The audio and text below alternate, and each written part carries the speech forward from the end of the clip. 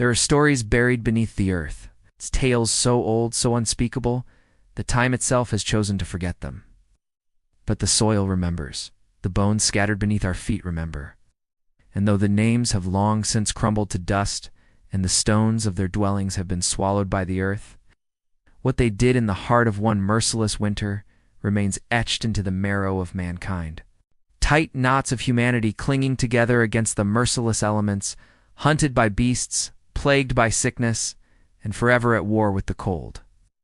One such tribe, whose name was spoken as the Hollow Kin, lived deep in a valley forgotten by the sun. Even in summer, mist clung to the hollows like a pale hand, and when winter came, it came with a vengeance.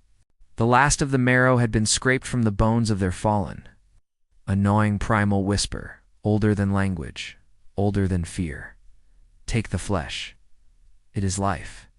It is warmth. It is survival. The hunters who ventured out did not return, swallowed by the storm or by something else that stalked the white wastes. These were people who spoke to stones, who left offerings for the wind and named their dead beneath the roots of ancient trees. But hunger does not honor tradition.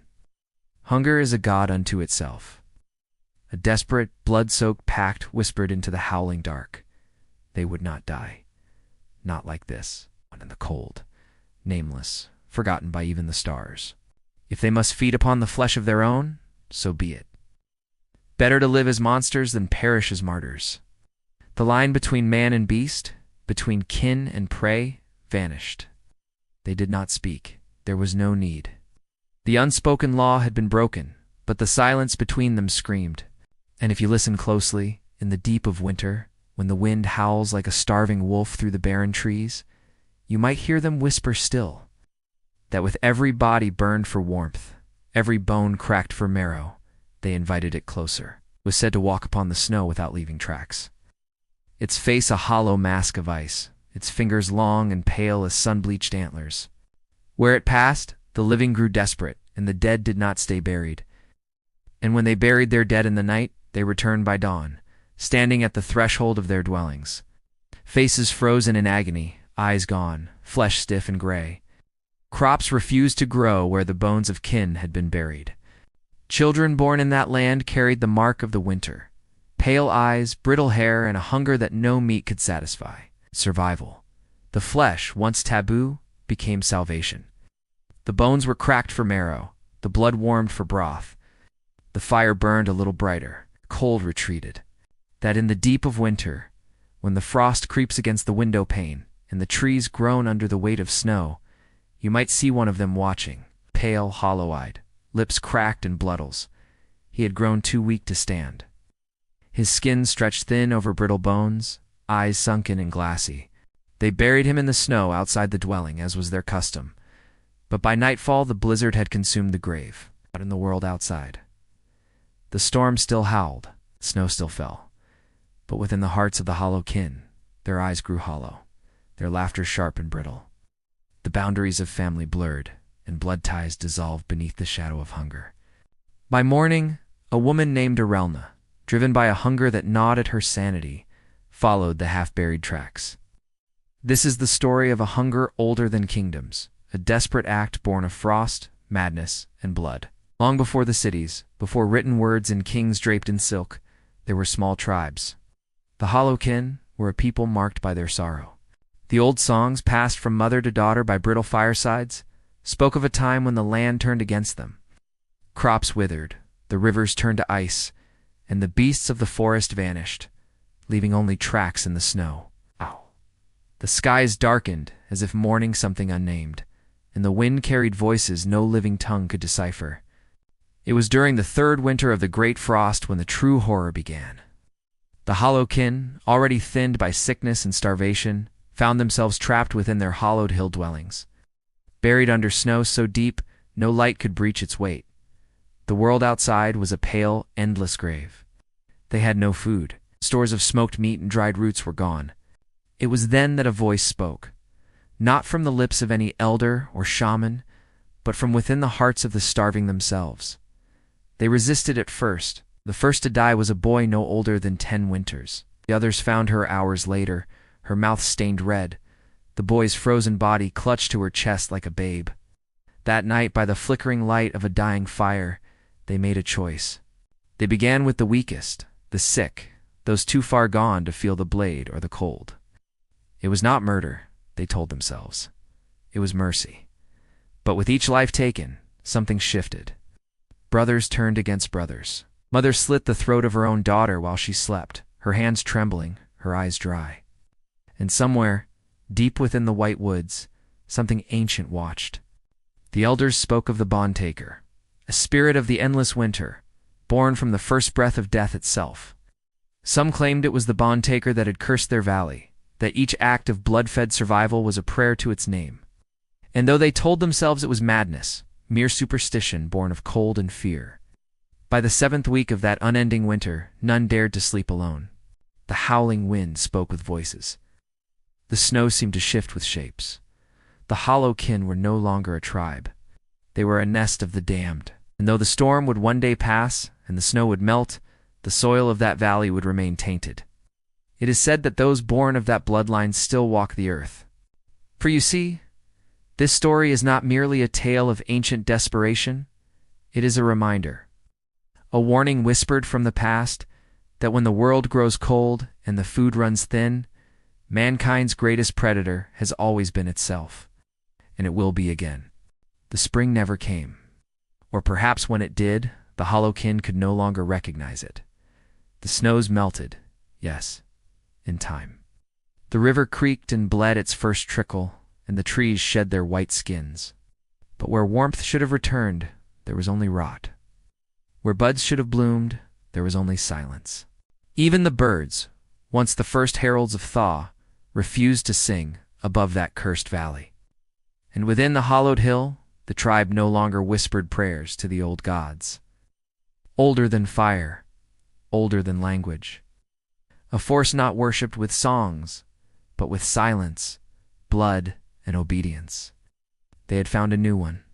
Her eyes no longer held madness, but a strange calm, like a beast long starved that had finally fed.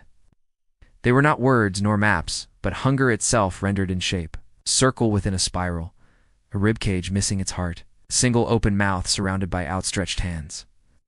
She no longer trembled when the wind howled, or when the dead returned with blank stares.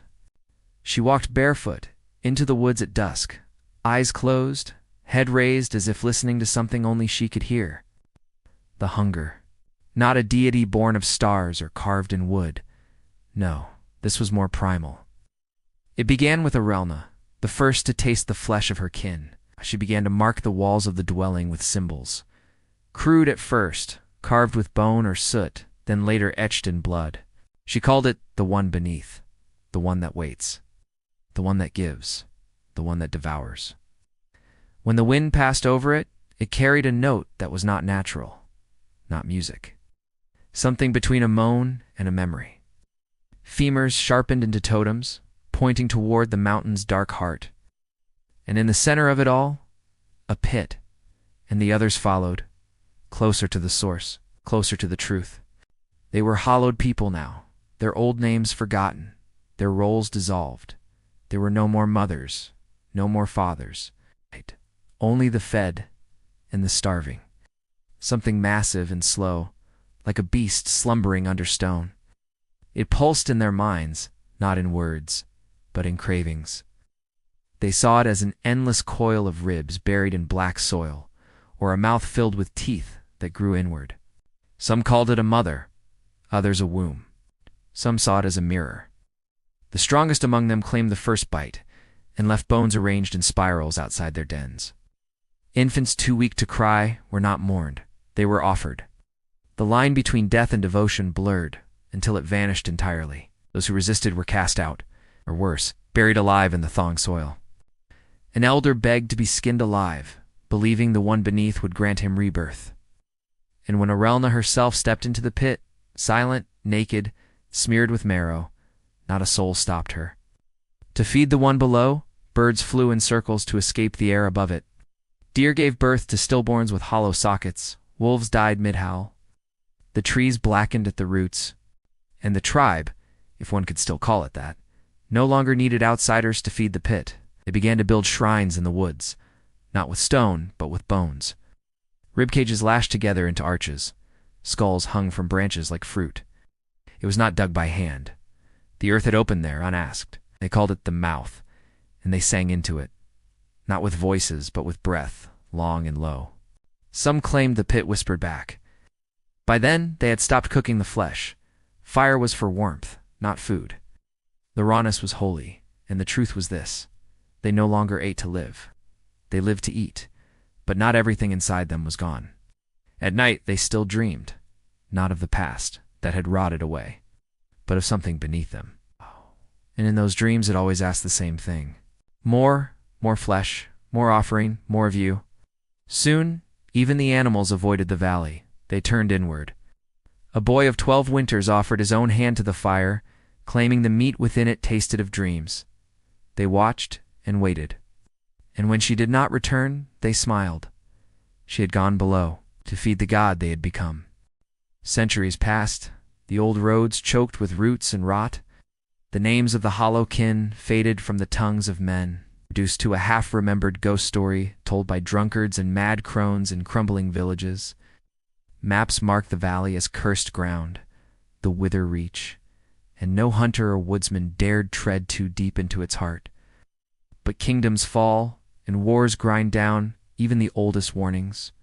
Hardened men, faces rough as split timber, eyes dulled by death. A captain named Oren Kale led them, a man with a scar like a pale root curling down one cheek. And so it was, that in the autumn of the year of pale suns, a band of men marched where none should have. They were soldiers, or what remained of them, worn and splintered by a war no bard would ever sing of, 5 in number, fleeing defeat and famine, driven by desperation and the promise of untamed land. They crossed the wither reach's broken border.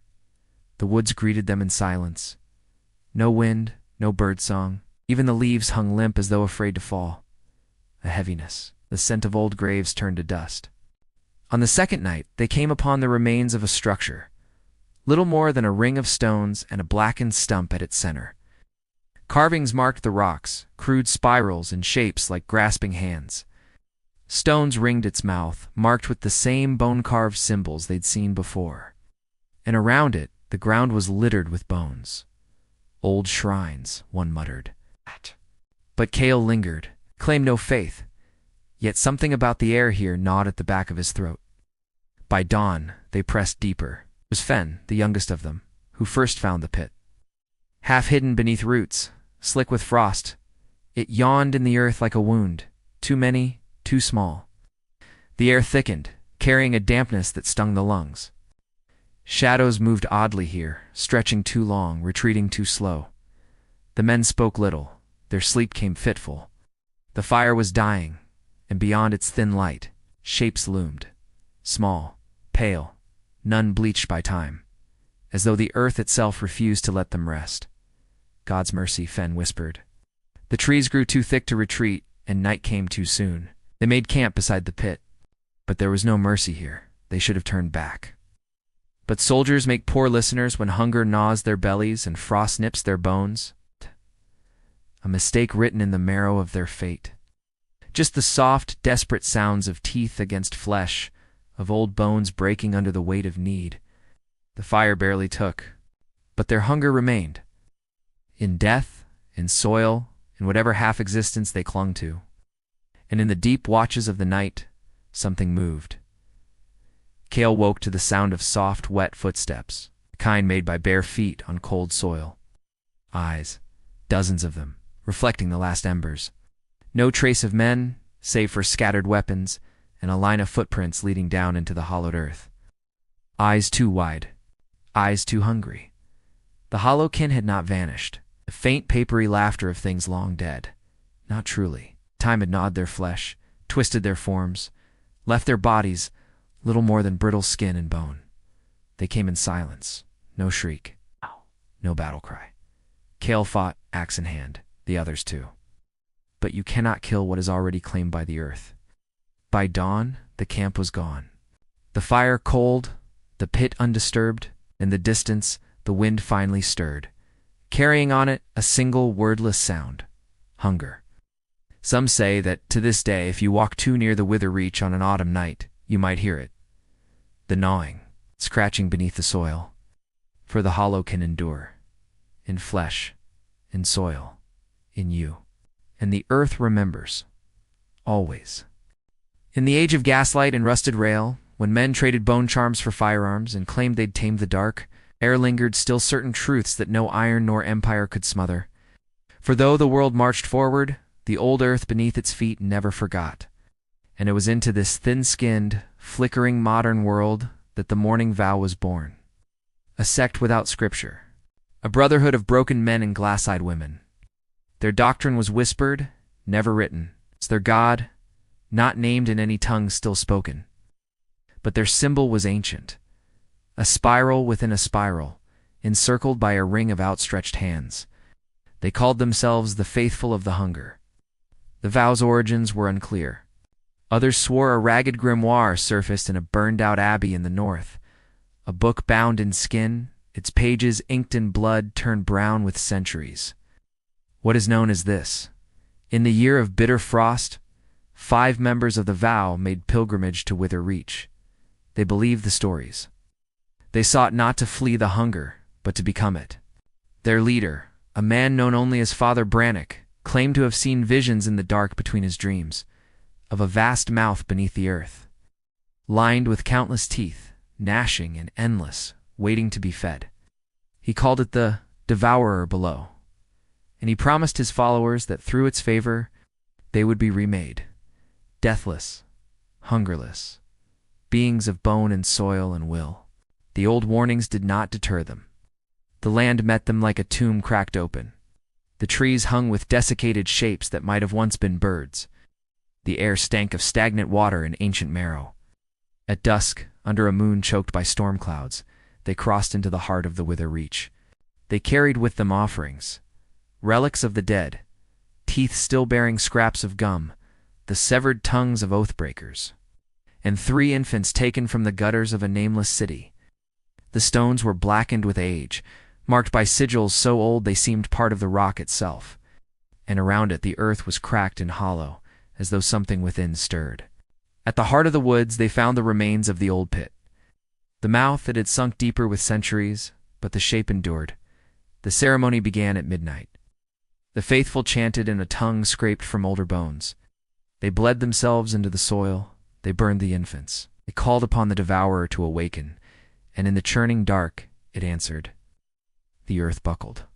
Twisted echoes of the hollow kin, their flesh a patchwork of soil and pale sinew, eyes as hollow as the graves they'd never escaped.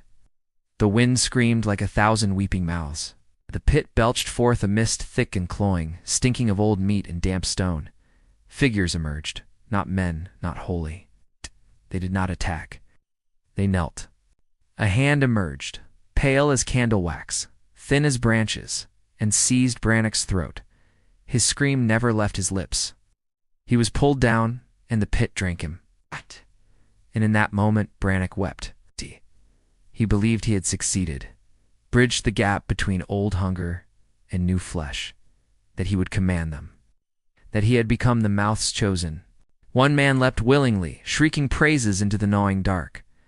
But hunger obeys no master. The earth cracked open. Villages nearby spoke of missing children, of animals born eyeless, of things seen moving in fields where no man walked. The others followed, some dragged by hands, some by their own madness. By dawn, only the smoldering remains of their fire remained. The Wither Reach no longer kept its hunger to itself. The ground beyond its borders soured into the flesh of the mad, into walls of asylums and behind mirrors fogged by breath. The faithful were gone, but their legacy endured. The spiral symbol began to appear, carved into church doors, a hunger unbound. And those few who still dared whisper old names claimed the mouth no longer waited for offerings. It had begun to seek. The world had long forgotten the name Wither Reach. On modern maps, it was a nameless smudge of tangled forest, marked only by elevation lines and vague warnings of poor roads. Most dismissed it as an old-growth woodland, untouched by rail, bypassed by asphalt, and of no value to anyone but stubborn deer and half-blind hermits. But for Elias Cross, it was a puzzle. It was a footnote in a forgotten journal, a faded name scribbled in the margins of a 17th century grimoire Hedy found rotting in the archives of an abandoned seminary. Cross was no stranger to dark things, an archivist by trade and obsessive by nature. He spent his days parsing the half-buried bones of old cults, dead languages, and forgotten rites. Most of it was harmless superstition, the fevered scrawls of madmen terrified of their own shadows. But this was different. The Mourning Vow. Scrawled in charcoal behind the pulpit of an abandoned chapel, and once carved into the chest of a murdered clergyman in 1842, Father Brannock, the devourer below. The same spiral within a spiral. Symbol had surfaced in no fewer than 6 separate sources over 3 centuries, painted in blood on the walls of a sunken manor. And all roads, all whispers, all madness pointed back to Witherreach. The final piece came from a ruined asylum ledger, dated 1891, listing a patient known only as the Pale Man, his last recorded words. The earth remembers. It waits. It wants. Elias couldn't resist. Armed with an old revolver, a battered field journal, and a growing sense that he was chasing something older than human sin, he set out into the Reach. The forest met him with the same awful hush spoken of in the old texts. No birds, no insects, only the slow, death-thick scent of wet soil and something beneath it, the cold tang of old marrow. He found remnants. A half-buried stone circle, a rusted blade hung from a tree like a forgotten offering. The early entries were orderly, filled with archaic prayers and passages from dead scriptures. But as the pages wore on, the writing twisted, the language breaking down into spirals of madness. And, at last, a ruined journal. Leather swollen with damp, pages curling like the flesh of drowned things. The name on the inner cover, Father Brannock. Its contents were fractured, written in a hand that decayed over time.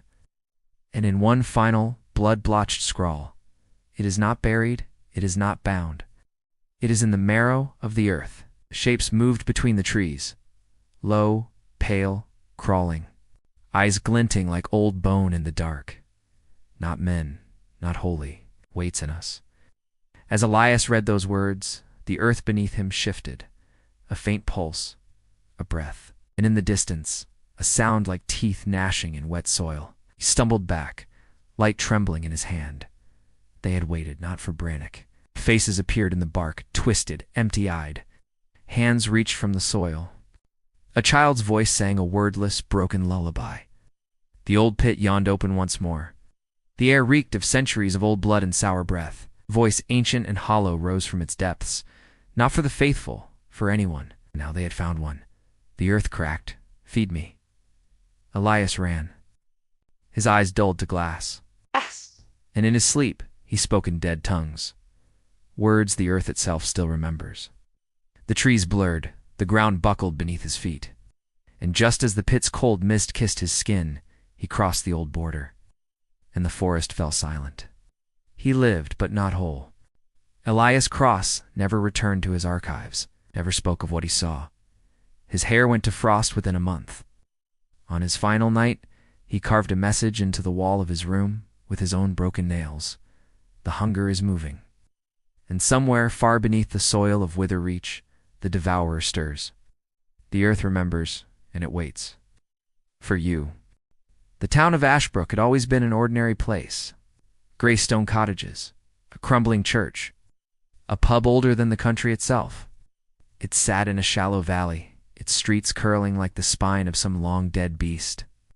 Nothing truly remarkable ever happened there, till the spring of 1923. It began with the earth. First it was a simple thing, a crack in the cemetery grounds. The local gravedigger, old Thomas Muir, swore the soil itself had moved beneath his spade. It felt soft where it should have been firm. That when he pressed his ear to the earth, he could hear it. A faint, distant gnawing. No one listened. Thomas was 72, and half of those years he'd spent pickled in gin. Then the livestock began to die. First a cow, then to pigs. Then an entire coop of hens, their bodies bloated and eyes sunken, though no predator came near the corpses.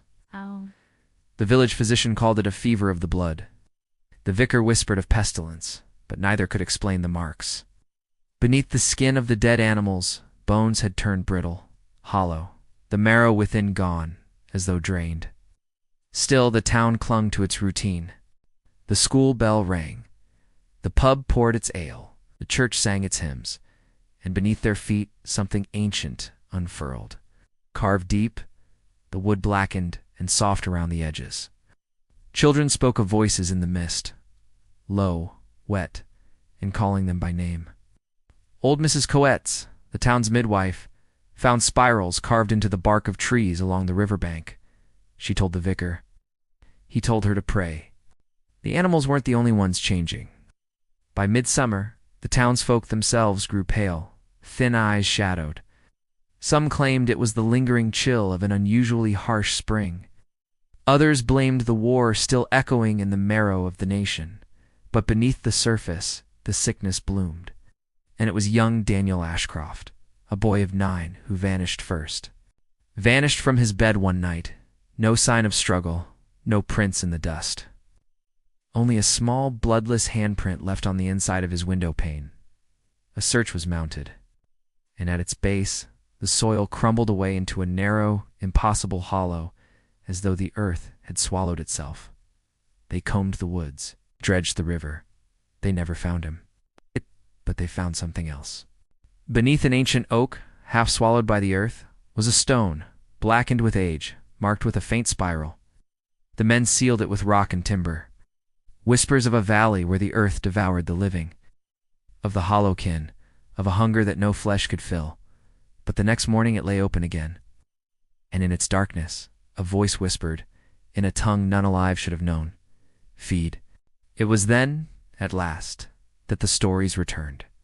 The old men, once boys who'd heard their grandmother's warnings of wither-reach, began to remember, and they realized too late. The old borders had broken. What was buried beneath wither-reach had crept through soil and stone, seeped through roots and water, and now stirred beneath Ashbrook. The hunger had come home. By harvest, a third of the village had vanished.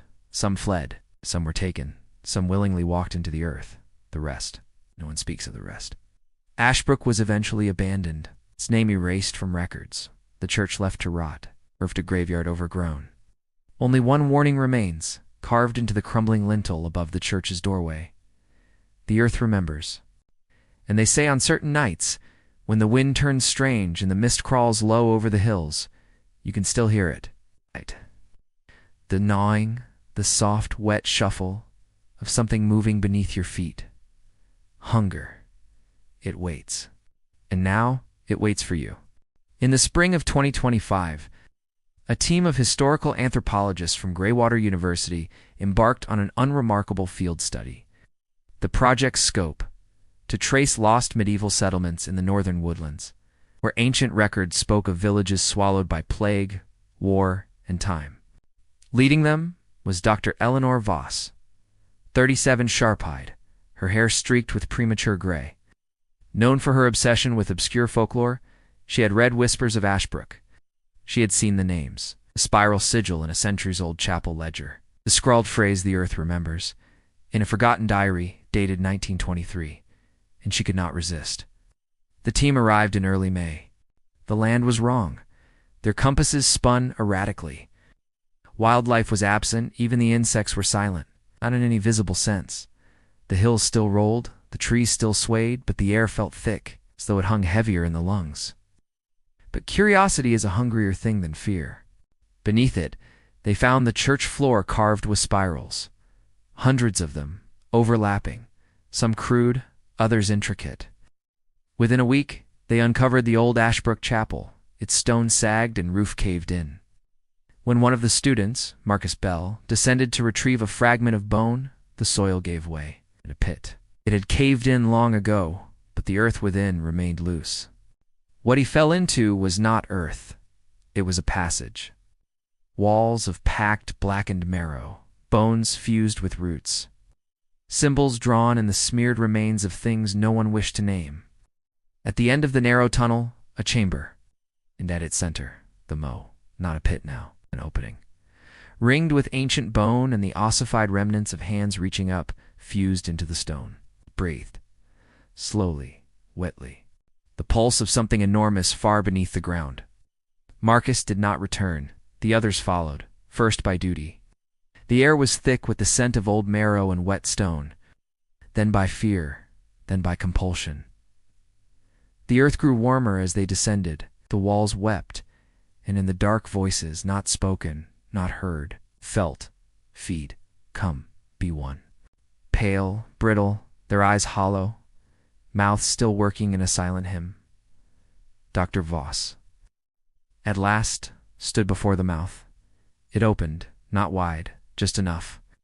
Within it, she saw not teeth nor tongue, but the faces of those long dead. She felt herself pulled forward, not by hands, and the spirals began to bloom once more along the trees and the soil on the skin of the dead. By the hunger, and as the others watched, not one moved to stop her. She stepped into the dark. The earth sealed behind her, and above, the chapel stones cracked, the land sighed. The hunger was no longer sleeping.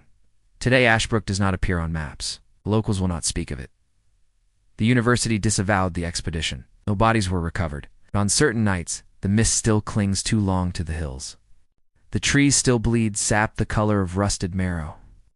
And those who walk too close claim to hear it. A soft, wet gnawing beneath the earth. Somewhere deep below, a voice older than language, older than man. Feed, the earth remembers. And it always will.